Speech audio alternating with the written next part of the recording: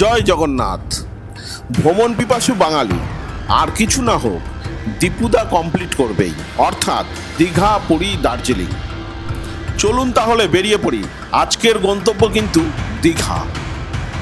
গত 16ই মে 2025 শুক্রবার দিন সকলে মিলে বেরিয়ে পড়লাম দীঘাতে।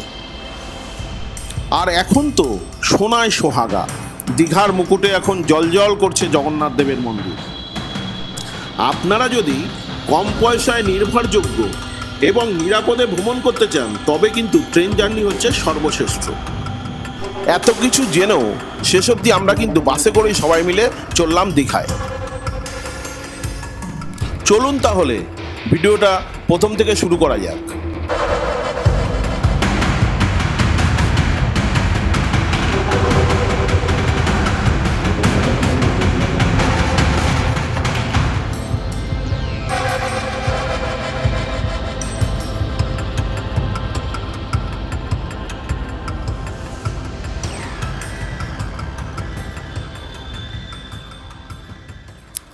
আমি পার্থ আর আমার চ্যানেল 250 জার্নি। এখান থেকে সোজা ব্যারাকপুর থেকে বাসে চলে যাব দীঘাতে। গোস্বামী ট্রাভেলসের বাস রয়েছে। চন্দনপুকুর বাজার থেকে আমরা সবাই মিলে উঠছি। এখন দাঁড়িয়ে রয়েছি নীলগঞ্জ বারাসাত রোডের ওপরে। আমাদের বাস এক্ষুনি ছেড়ে দেবে। ডান দিকে চলে গেলে সোজা বারাসাত, আর এদিকে ব্যারাকপুর স্টেশন রোড।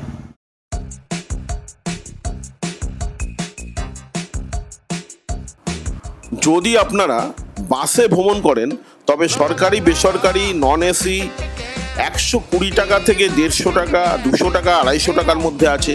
সেরকমই এসি বাস, লাক্সারি, ডিলাক্স রয়েছে, সুপার ডিলাক্স রয়েছে।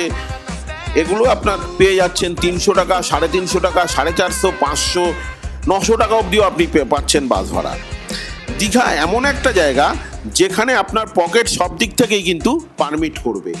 এখানে যদি আপনি 200 টাকার ঘর খোঁজেন সেটা যেমন পাবেন, সেরকম 2000, 3000, 4000 টাকার ঘরও পাবেন। আপনি 5 স্টার হোটেল, 7 স্টার সবই পাবেন।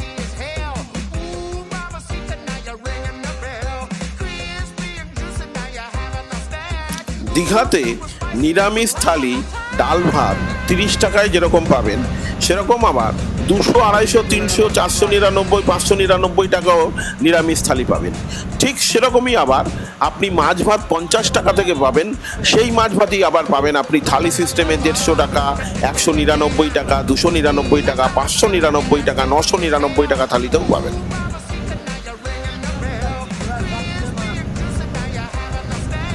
আর দীঘাতে ঘোরার জায়গা সে তো আপনাকে বলে শেষ করা যাবে না।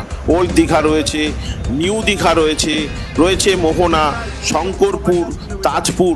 এছাড়াও দীঘার পার্শ্ববর্তী রাজ্য, আমাদেরই পার্শ্ববর্তী রাজ্য রয়েছে উড়িষ্যা। টোটো, অটো বা 4 চাকা ভাড়া করে আপনি ঘুরে নিতে পারবেন পাশের রাজ্য উড়িষ্যার চন্দনেশ্বর। এছাড়াও অন্যান্য আরও জায়গা রয়েছে, সেগুলো ঘুরে দেখতে পারবেন। আমাদের বাস এখন NH-16 ধরে এগিয়ে চলেছে। প্রায় 2 ঘন্টা হয়ে গেল আমরা বাসে রয়েছি। আর প্রায় 84 কিলোমিটার পথ পাড়ি দিয়ে কোলাঘাটের কাছাকাছি চলে এসেছি প্রায়। এখন আমরা রয়েছি কোলাঘাটে।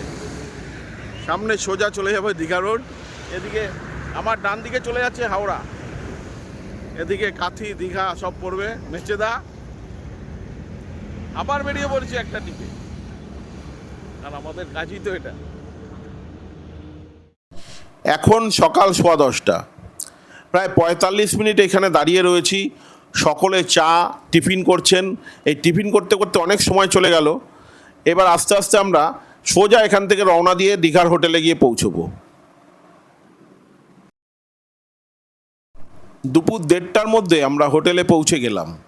একদিকে আমরা ফ্রেশ হতে থাকলাম, ওদিকে ঠাকুর কিন্তু তার কাজ শুরু করে দিল।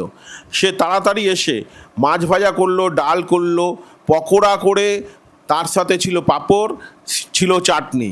তাহলে আজকের মেনু হলো ডাল, পকোড়া, মাছের ঝোল, পাঁপড়, চাটনি।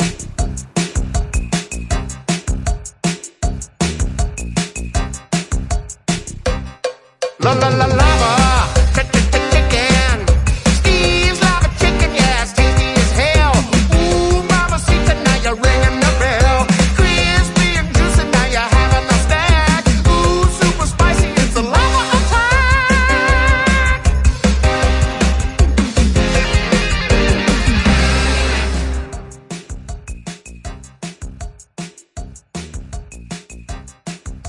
আমরা প্রায় 60 জন দুপুরে খাওয়া দাওয়া তাড়াতাড়ি সেরে নিলাম।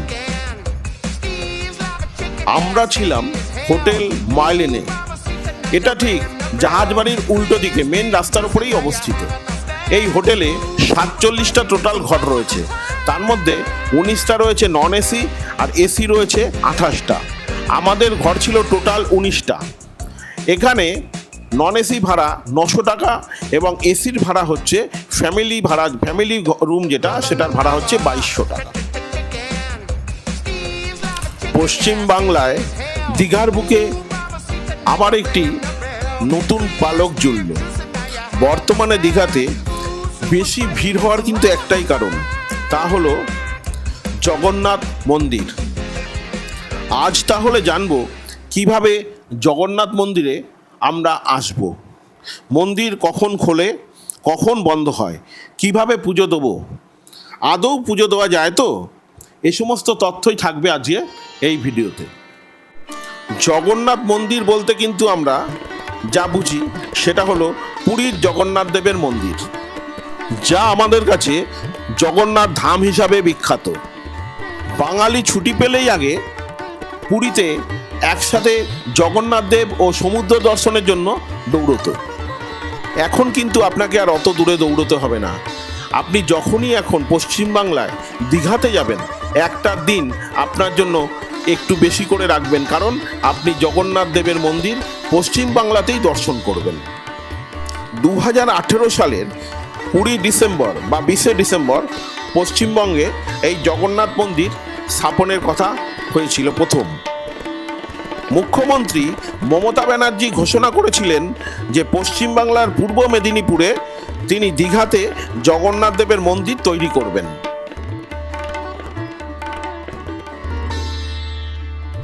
তবে প্রাথমিক অবস্থায় জমি জায়গার কিছু জটিলতা ছিল পরিবেশগত কারণে। অতঃপর Digha Shankarpur development authority rail স্টেশনের ঠিক পাশেই 20 একর জমি জগন্নাথ মন্দিরের জন্য বরাদ্দ করেন এবং এই মন্দির এখানেই নির্মাণ হয়। অবশেষে দীর্ঘ প্রতীক্ষার অবসান, পৌঁছে গেছি দীঘা জগন্নাথ মন্দির। সামনে থেকে লাইন পড়ে গেছে দীঘা জগন্নাথ মন্দির দেখার জন্য, বিশাল বড় লাইন। কি বললো শুনলেন তো? বেশিরভাগ লোকই বলছে এখান থেকেই নমস্কার করবো, আর ঢুকবো না। মন্দিরের লাইন দেখুন শুধু। এখন সন্ধে 6:20 হবে। লাইন দেখুন, কম করে 1 থেকে 1.5 কিলোমিটার জুড়ে লাইন রয়েছে। লাইনটা কিন্তু ঘুরে গেছে, একবার ওদিক থেকে এসে নিউ দীঘার একদম সামনে থেকে এসে ঘুরে গিয়ে লাইন আবার চলে এসছে মন্দিরের সামনে। এই লাইন ক্রস করতে যে কত সময় লাগবে কোনো ঠিক নেই।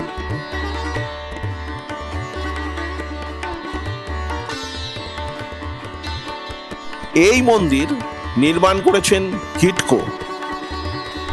প্রায় 250 কোটি টাকা খরচা হয়েছে এই মন্দির নির্মাণ করতে। 2022 সালের মে মাসে চালু হয় মন্দিরের নির্মাণ কার্য, আর অবশেষে 30 এপ্রিল অক্ষয় তৃতীয়ার দিন বুধবার মন্দির উদ্বোধন হয়েছিল। ভেতরে নিমকাঠ দিয়ে তৈরি জগন্নাথ দেব, তার পাশে অধিষ্ঠান করছেন বলভদ্র ও সুভদ্রা। এই মন্দির তৈরি হয়েছে রাজস্থানের বেলে পাথর দিয়ে। এই বেলে পাথর আনা হয়েছে রাজস্থানের বংশী পাহাড়ের থেকে। এই মন্দিরের মূল মন্দিরটি 213 ফুট বা 65 মিটার উঁচু। এটি কলিঙ্গ আর্কিটেকচার স্টাইলে তৈরি করা হয়েছে। ভিয়েতনামের থেকে মার্বেল এসছে, মন্দিরের যত মার্বেল লেগেছে মন্দিরের ভিতরে এবং বাইরে পুরো মার্বেলটাই এই ভিয়েতনামের মার্বেল দিয়েই তৈরি করা হয়েছে। মন্দিরের ওপরে যে ধ্বজা ওড়ে, এই ধ্বজা প্রতিদিন বিকেলবেলা 4:30 সময় পরিবর্তন করা হয়। কোনোদিন এই ধ্বজা লাগানো হয় হলুদ রঙের, আবার কোনোদিন লাগানো হয় লাল রঙের। মন্দিরের এই কারুকার্য ভাস্কর্য প্রাচীন ভারতকে মনে করিয়ে দেয় আমাদেরকে। পৌঁছে গেছি অবশেষে মন্দিরের ভেতরে। জগন্নাথ মন্দিরের সামনে প্রচুর ভিড়, 1/2 কিলোমিটার ধরে লাইন ছিল। আমার বিশেষ বেগ পেতে হয়নি, ঢুকে পড়েছি। এই মন্দিরগুলো দেখুন, শুধু নতুন নতুন সব তৈরি হয়েছে। মূল গেট দিয়ে ঢুকে আমি যখন মন্দিরে ঢুকবো তখন কিন্তু আমার জুতোটাকে একটা কোনায় খুলে রেখে দিতে হবে।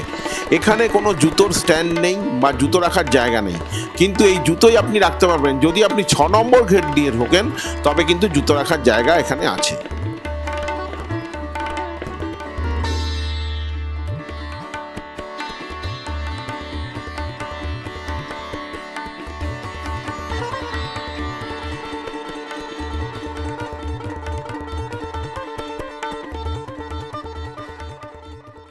হাই, কেসা হ্যায়?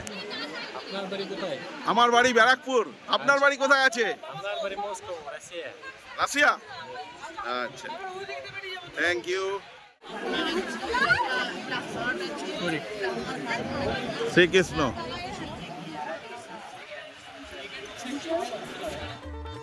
মূল মন্দিরে ঢুকে পড়লাম। সামনেই রয়েছে দেখুন কাঠের কারুকার্য করা আর জগন্নাথ দেবের মন্দির। দরজাগুলো, এই দরজার এক একটা ছিটকিনি বোধহয় আমার কোমর সমান হবে। যাই হোক, প্রথম দরজা থেকে বেরিয়ে আবার দ্বিতীয় মন্দির দর্শন করলাম। মাঝখানে অনেকটা ডিফারেন্স। এইখান থেকে ঢুকে বেরিয়ে সামনেই দেখবেন দুদিকে দুটো সরোবর, ছোট ছোট সরোবর রাখা রয়েছে। এই সরোবরে কিন্তু আবার পদ্ম ফুটে রয়েছে। খুব সুন্দর লাগলো সন্ধেবেলায় এই পদ্ম দেখতে। আর মন্দিরে রাত্রিবেলা যে আলোর কারুকাজ, সেটা দেখার মতো। আমরা চলে আসলাম দ্বিতীয় মূল মন্দিরে। মন্দিরের ওপরে কিন্তু এখনো কারুকার্য সেইভাবে হয়নি। আপনারা যারা পৈলানে লক্ষ্মীনারায়ণ মন্দির দেখেছেন তারা দেখেছেন এই মন্দিরের কারুকাজ ওপরে দেখুন কত সুন্দর করা। এখনো এখানে সেটা সম্ভব হয়নি। সামনে রয়েছেন আমাদের নারায়ণের মূর্তি। নারায়ণ অনন্ত শয্যায় ছিলেন। দেখে আবার বেরিয়ে আসলাম দ্বিতীয় মন্দিরের কক্ষে। দেখুন এই যে ফাঁকটা, এখানেও কিন্তু অনেক লোক দাঁড়ানোর জায়গা রয়েছে। এইবার আমরা চলে যাব মূল মন্দিরের দিকে।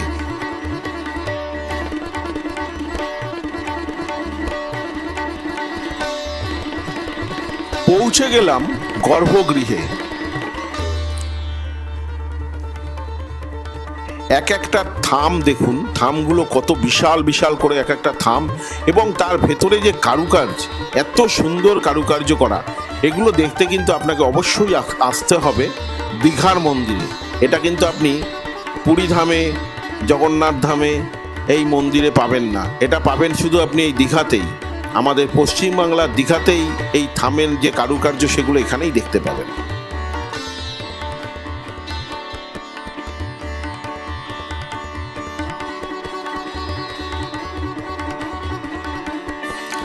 গর্ভগৃহে মূল মন্দিরের সামনে পৌঁছে গেলাম।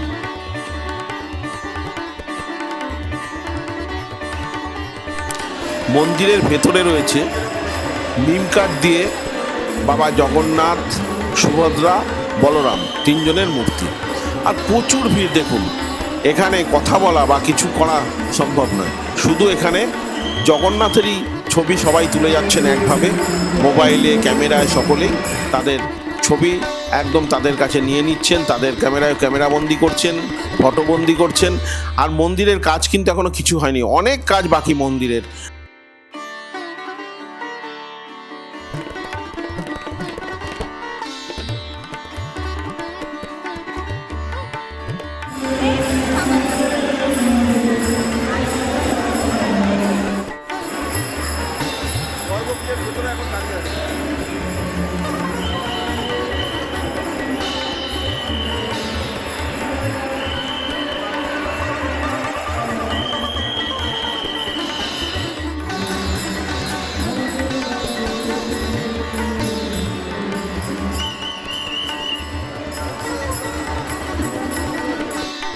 মন্দিরের বাইরে এসে দেখলাম, দেখুন কি সুন্দর আলোকসজ্জা। দেখে এলইডির কাজ রয়েছে কত সুন্দরভাবে। তবে একটু বলবো যে মন্দিরের কাজ অনেক কিছু এখনো বাকি রয়েছে। পুরো মন্দিরের কাজ হয়ে গেলে একদম অন্যরকম হয়ে যাবে। আর দীঘা আবার তার একটা নতুন মন্দির পেল। আর এখানে সেরকম ভ্রমণার্থীরাও, তারাও কিন্তু খুবই ভিড় করবেন এরপর থেকে। আর মন্দির যত তৈরি হবে তত ভ্রমণার্থীদের ভিড়ও বাড়বে।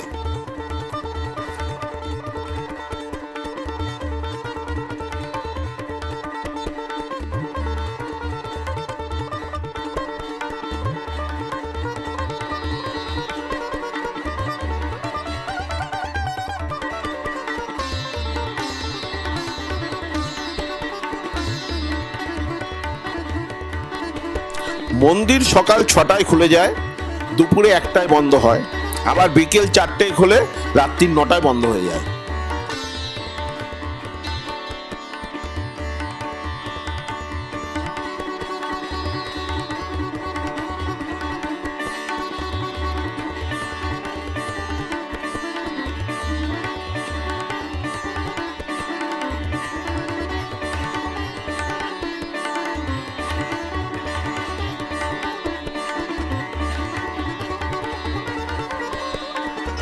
মন্দিরে দুদিকে 6টা 6টা করে থাম রয়েছে, সামনের দিকে 6টা থাম, আরও ভেতরের দিকে এগিয়ে গেলে সেখানে 6টা থাম।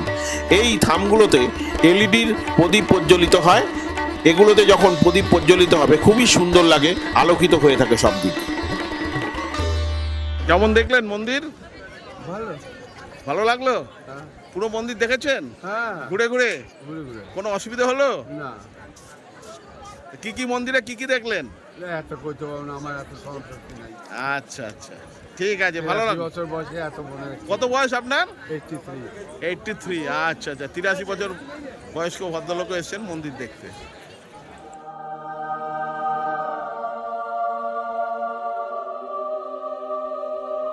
তবে কেমন লাগলো দীঘার এই নতুন জগন্নাথ দেবের মন্দির? যদি ভালো লাগে অতি অবশ্যই কমেন্ট করুন, আর যদি এই ভিডিও আপনাদের ভালো লাগে অতি অবশ্য লাইক, শেয়ার, সাবস্ক্রাইব করে আমার সঙ্গে থাকুন। Thank you.